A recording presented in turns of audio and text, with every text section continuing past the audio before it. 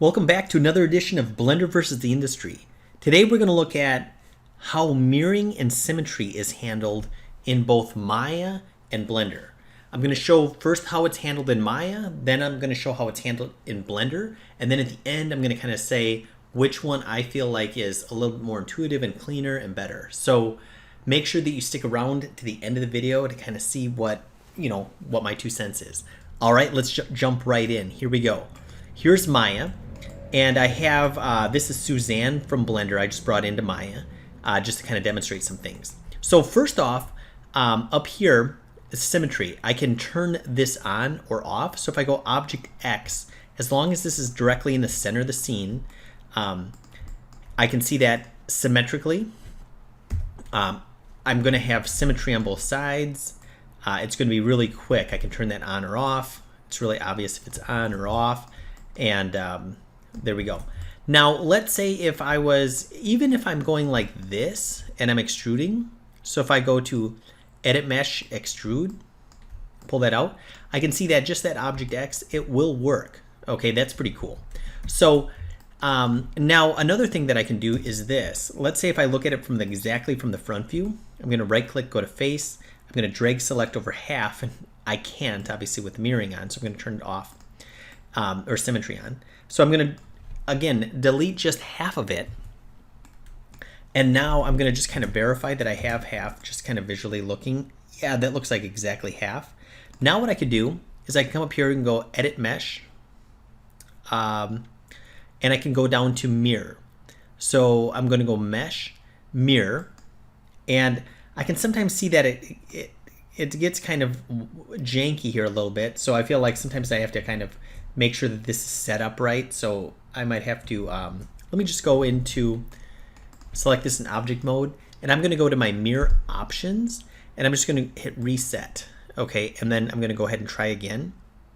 I can see that it should be mirroring in the X direction, -X, and it should be merging the borders.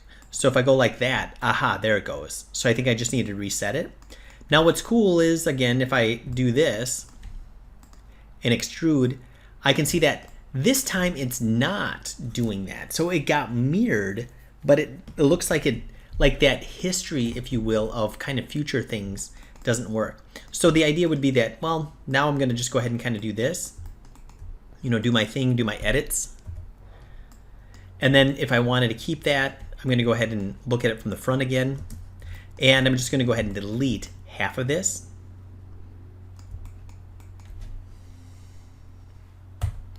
And then I'm going to come in here and I'm going to go ahead and remirror.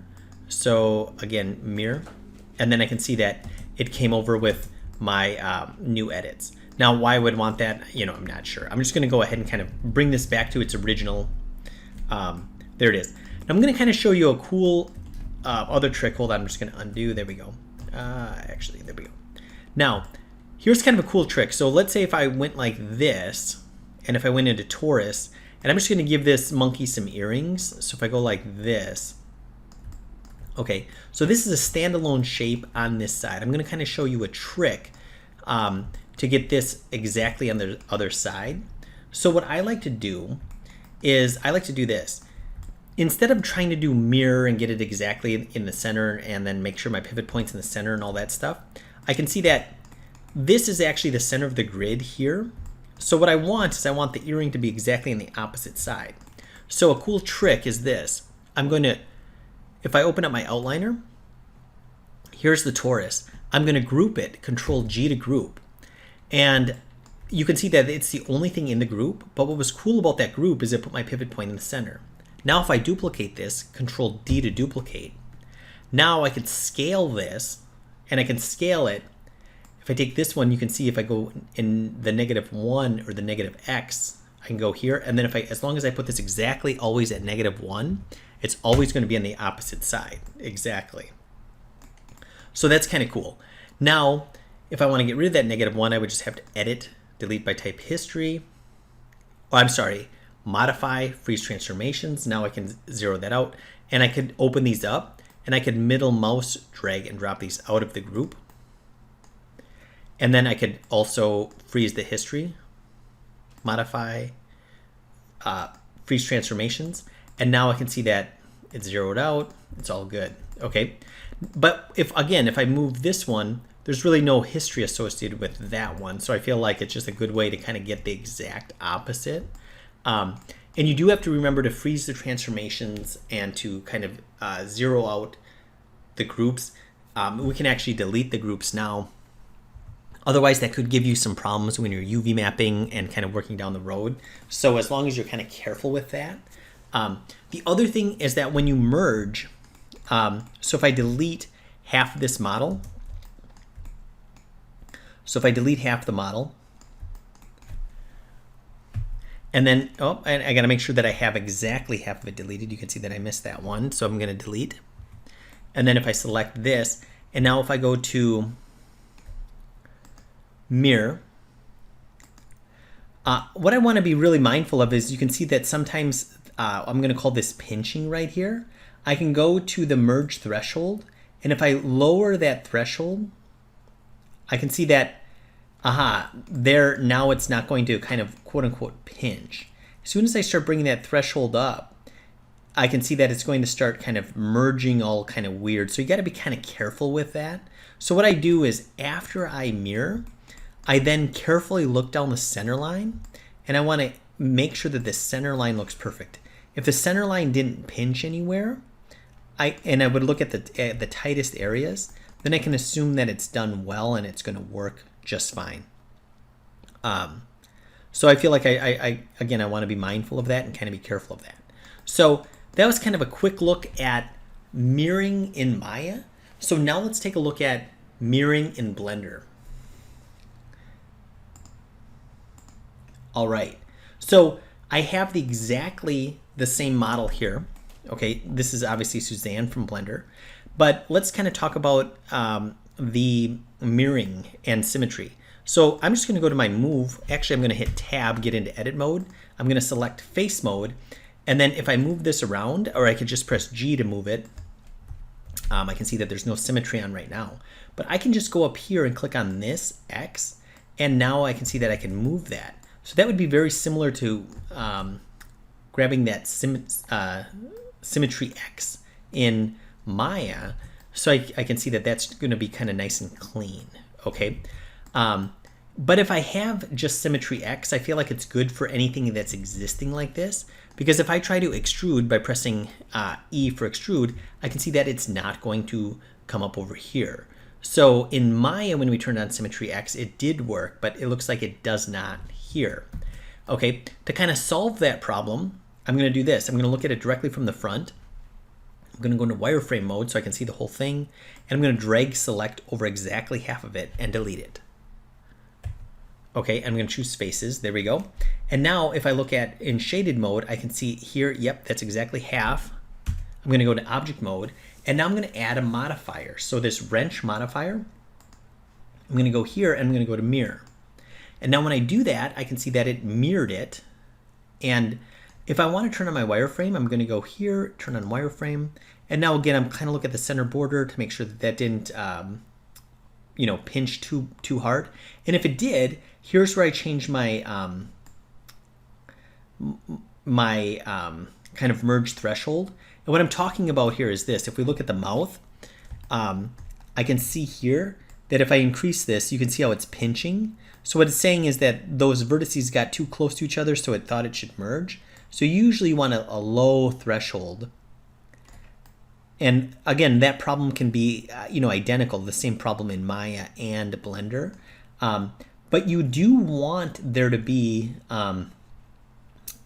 merging happening, because I feel like what it's saying is that when this point is next to that point, it's going to merge to form one there. So we want that so it's a whole mesh. But now let's take a look at this. So I'm going to hit tab, and if I select this, and if I press E for extrude, I can see that now it does work. Okay, so hey, that's cool. I've got this. I can move it because I do have the mirror modifier on, but I can also click on this and I can just hit extrude. So if I go to E and it kind of extrude, okay, cool.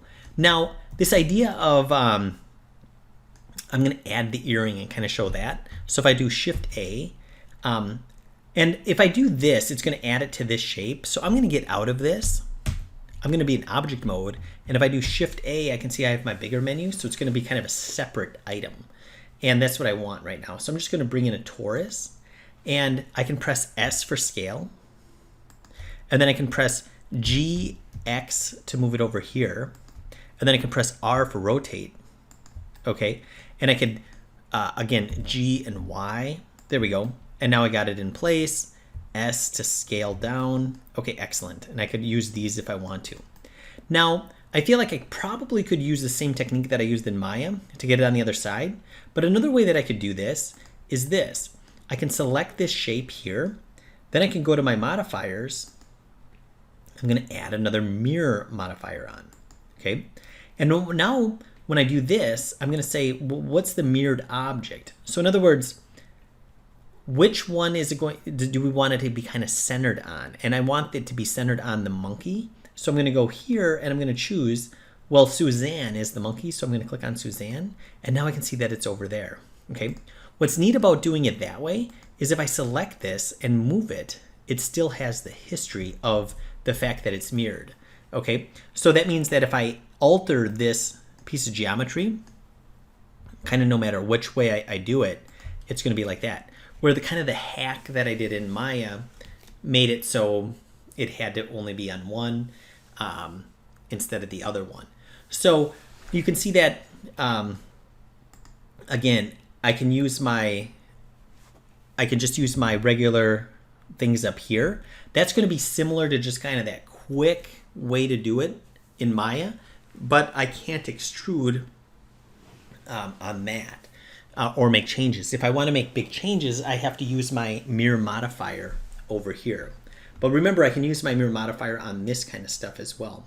And sculpting, when we go into sculpting mode, and this isn't really a sculpting lesson, but if I went into sculpting mode, sculpting has the same type of things here, where I can get in there and I don't even need to add a modifier. I can just kind of use this for my mirroring. So, so now the time comes with, hey, who won? Blender or Maya? And I feel like, I don't know, I feel like Maya, I feel like there's a lot of things that are, hey, it's nice when we can turn on that quick symmetry mode. I feel like it gives us a little bit of nice flexibility because I feel like we can extrude and we can keep going. We don't have to like worry about like necessarily cutting our model up in half before we do that.